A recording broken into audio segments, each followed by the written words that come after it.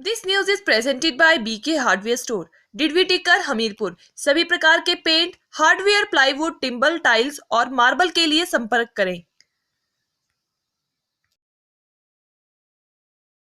नमस्कार, मैं रमेश शर्मा जीवन उत्साह न्यूज़ में आज आपका फिर से स्वागत करता हूं। और आज मैं आपको लेकर चल रहा हूं बड़सर विधानसभा के अंतर्गत बड़सर में रेस्ट हाउस पीडब्ल्यूडी का। वहां पर आज एक कार्यक्रम जिला कांग्रेस कमेटी द्वारा आयोजित किया गया, जिसमें डॉक्टर भीमराव अंबेडकर जी को याद किया गया उनकी 131वीं जन्म दिवस पर।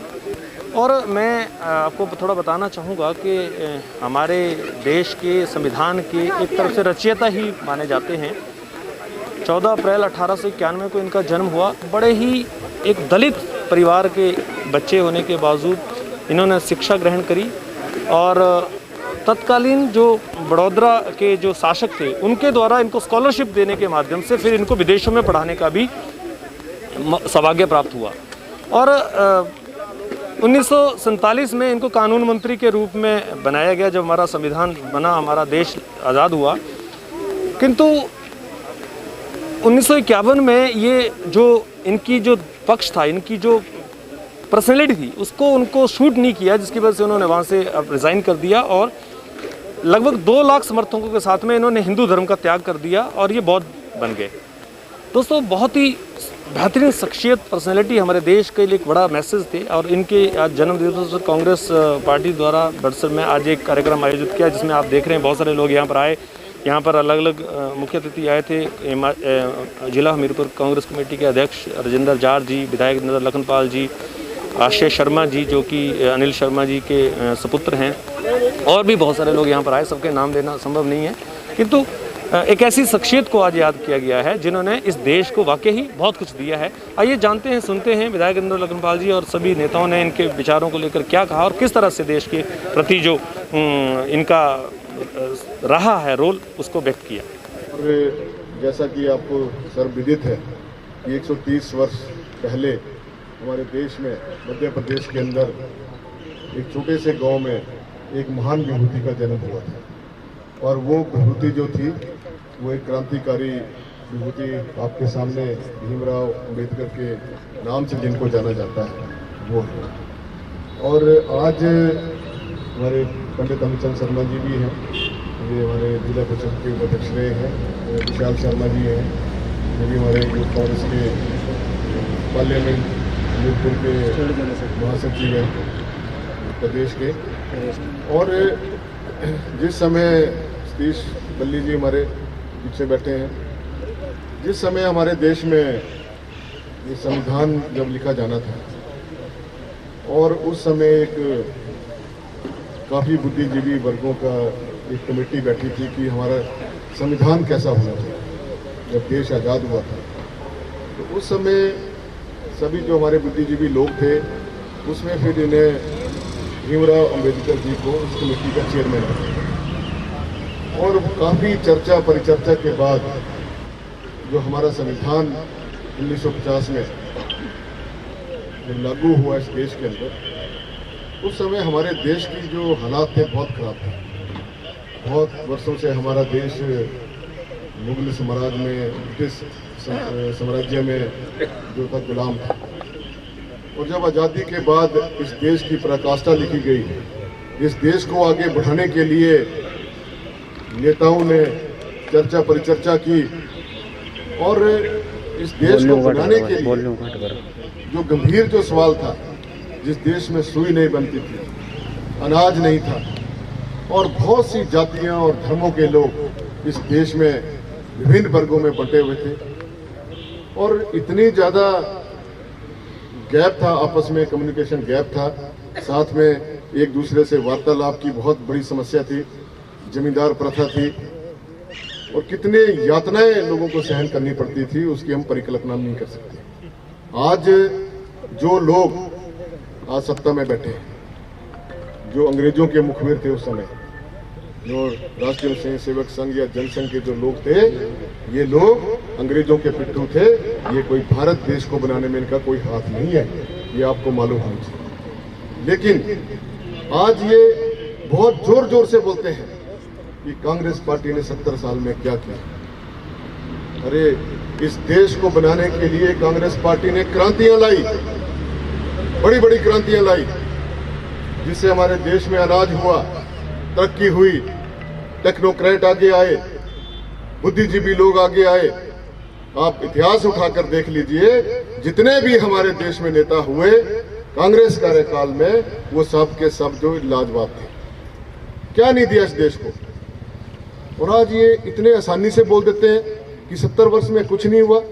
70 वर्ष में कांग्रेस पार्टी क्रांति के नाम से जानी जाती है, और ये भारतीय जनता पार्टी के जो लोग हैं ये भ्रांति के नाम से जाने जाएंगे, झूठ के नाम से जाने जाएंगे। हर बात को, झूठ को इतनी जोर जोर से बोल रहे हैं, और सत्ता में मदहोश होकर इस देश के संविधान को जिस प्रकार से तोड़ मरोड़ के ये पेश करना चाहते हैं इस देश के अंदर, और एक देश की एक जमात को जिस प्रकार से ये लोग आगे बढ़ाने की कोशिश कर रहे हैं, और अन्य जमातों को, जो इस देश में जो मेहनतकश लोग हैं, मजदूर लोग हैं, गरीब लोग हैं, दलित लोग हैं, उनको दबाने कुचलने की जो ये राजनीति कर रहे हैं, इससे हमें सजग रहने की जरूरत है। मैं अपने साथियों से ये कहना चाहता हूं कि आपको इतिहास पढ़ना चाहिए, आपको एक बार फिर से आंदोलन करने के लिए तैयार रहना चाहिए। आप भूल जाइए इस बात को। आप देखिए पश्चिम बंगाल में क्या हो रहा है, असम में क्या हो रहा है, और देश के अन्य हिस्सों में क्या हो रहा है। ये बहुत बड़ी चेतावनी है इस देश के लिए, इस देश के लोकतंत्र के लिए। ये लोकतंत्र के नाम पर जो है हमारे देश को बांटना चाहते हैं, हमारे समाज को बांटना चाहते हैं, हमारे गरीब लोगों को बांटना चाहते हैं, मजदूरों को बांटना चाहते हैं, किसानों को बांटना चाहते हैं, वो आज आपके सबके सामने है। 70 वर्ष में कांग्रेस पार्टी ने इस देश के लोगों की रक्षा करने के लिए जिन बैंकों का राष्ट्रीयकरण किया, आज ये निजीकरण कर रहे हैं उन बैंकों का। भारतीय रेल का निजीकरण कर दिया, इंडियन गैस का निजीकरण कर दिया, लाल किले तक को उन्होंने बेच दिया, और तमाम जो हमारे अभी पिछले कल 8-10 दिनों में अब समाचार पत्रों में पढ़ने को मिला कि रेलवे विभाग में जो एक कम से कम आधी नौकरियां समाप्त कर दी। और रेल को बेचने का मतलब है हमारे जो देश की आर्थिकी है, एक जो हमारा देश का बजट है, उसके बाद जो रेल का जो बजट होता है उसको तोड़ मरोड़ के जो ये हमारे देश में अस्थिरता पैदा करने चाह रहे हैं, उसके लिए हमें सजग रहने की जरूरत है।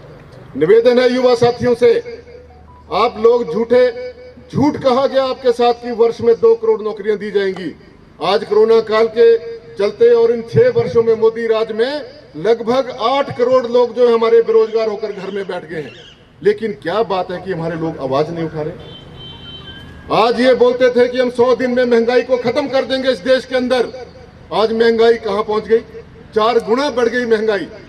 लेकिन बड़ी शर्म की बात है कि कोई इसके लिए आवाज नहीं उठा रहा है, पिस रहे हैं, दब रहे हैं, लेकिन छोटे से टुकड़ा की उम्मीद लिए जो है वो मोदी की तरफ देख रहे हैं। आखिर ऐसा क्या हो गया? आज जो हम यहाँ पर अच्छे अच्छे कपड़े पहनकर यहाँ बैठे हैं, ये कोई मोदी ने नहीं दिए, ये कांग्रेस पार्टी ने दिए। हमें याद है कि एक बार जो गांव में लोग 15-15 दिन और महीने तक कपड़े नहीं धो सकते थे, आज आप वॉशिंग मशीन से 3-3 बार कपड़े भी धो रहे हैं। तो ये मोदी ने नहीं दिए, ये कांग्रेस पार्टी ने, राजीव गांधी ने, जिन्होंने टेक्नोलॉजी को इस देश के अंदर लाया। पंडित संत सुखराम जी हमारे बीच में जीवित हैं आज भी, जिन्हें प्रदेश के अंदर और देश के अंदर दूर संचार विभाग का क्रांति का योद्धा कहा जाता है, और भारतीय जनता पार्टी के लोगों को क्रांति का योद्धा कहा जाए, इसमें कोई अतिशयोक्ति नहीं होगी।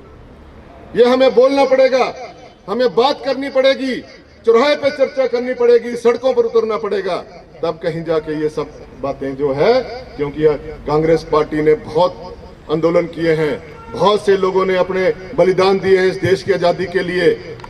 आप जो हमारे बुजुर्ग हैं, जिनकी वजह से आज हम खुले में सांस ले रहे हैं, ये कांग्रेस पार्टी के नेताओं की देन रही है। और जिस प्रकार से आज देश में जो सत्ता में लोग बैठे हैं, जो हमारे देश को जो है बेचने की कगार में बैठे हैं, आज कितने टनों के हिसाब से जो सोना है वो गिरवी रख दिया देश का।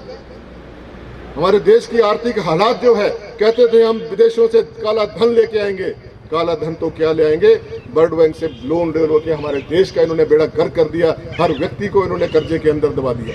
कहूँगा, और जो एक विभूति हमारे बीच में है अम्बेडकर जी, इनकी जयंती पे हमने संकल्प लेना है कि जो कमियां अभी भी हमारे संविधान में है, उनको हमने समाज हित में कैसे बढ़ाना है, कैसे उसको आगे चलाना है, कैसे हमारा समाज जो है एक वर्ग में रहे, उसके लिए हमें लड़ाई लड़नी है। सबको जो है सम्मान मिले, सबका विकास हो, उसकी बात हमने करनी है और भाईचारा हमारा बना रहे, उसको हमने आगे बढ़ाना है। इन्हीं शब्दों के साथ आपका बहुत बहुत धन्यवाद। आश्रय शर्मा जी का भी धन्यवाद कर लूंगा कि हमारे। हेलो दोस्तों, नमस्कार। मेरा नाम रमेश शर्मा है और मैं जीवन उत्साह न्यूज का मुख्य संपादक हूं। पिछले 2 वर्षों में हिमाचल के अलग अलग जिलों में काम करते हुए हम इस चैनल को आगे बढ़ा रहे हैं। अगर आपने हमें चैनल को सब्सक्राइब नहीं किया है तो आप प्लीज सब्सक्राइब कीजिए। मैं आपको विश्वास दिलाता हूं, आप निराश नहीं होंगे। भले आप 1 महीना इस चैनल को फॉलो करके देखिए, आपको मिलेंगे यहां जागरूकता से जुड़ी हुई वीडियो और आपके परिवार, आपके समाज से जुड़ी हुई वीडियो। सर्च कीजिए जीवन उत्साह न्यूज फेसबुक पे और यूट्यूब।